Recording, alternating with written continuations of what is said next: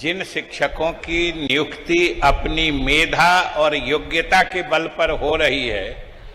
मैं उन सभी शिक्षकों को जो आज नियुक्त हो रहे हैं उनको मैं बधाई देता हूं और शुभकामनाएं देता हूं। और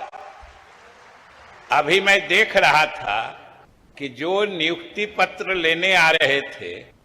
उनके चेहरे पर जो आत्मविश्वास था, जो एक उल्लास था, और मुख्यमंत्री जी जो उनकी काउंसलिंग कर रहे थे, आप भी वहां से देख रहे होंगे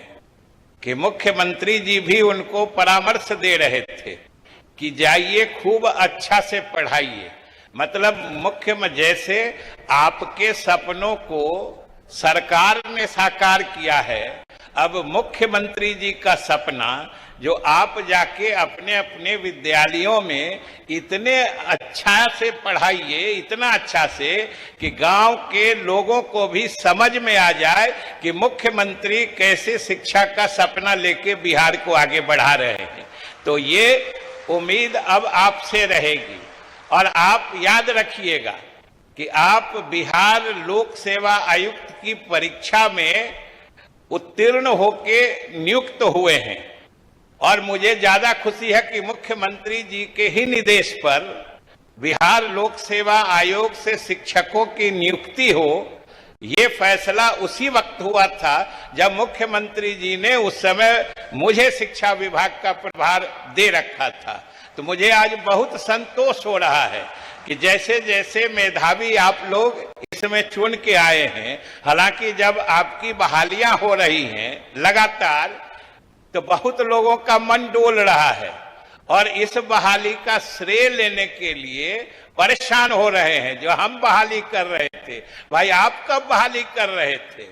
और इसका तो सुनील जी शिक्षा मंत्री और सिद्धार्थ जी अपर मुख्य सचिव हैं, सचिवालय गवाह है शिक्षा विभाग का कि उनके दल के जब तक शिक्षा मंत्री रहे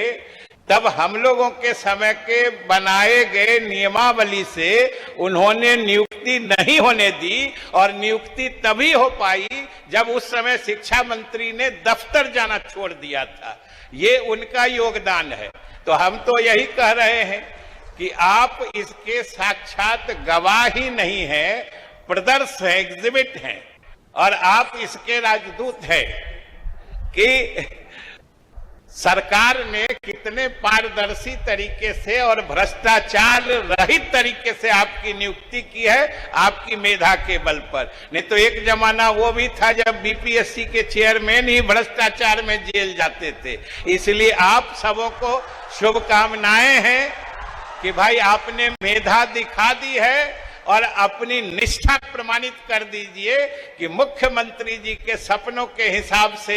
ग्रामीण क्षेत्रों में भी विद्यालयों में शिक्षा का माहौल बना दीजिए। इन्हीं शुभकामनाओं के साथ बहुत बहुत धन्यवाद।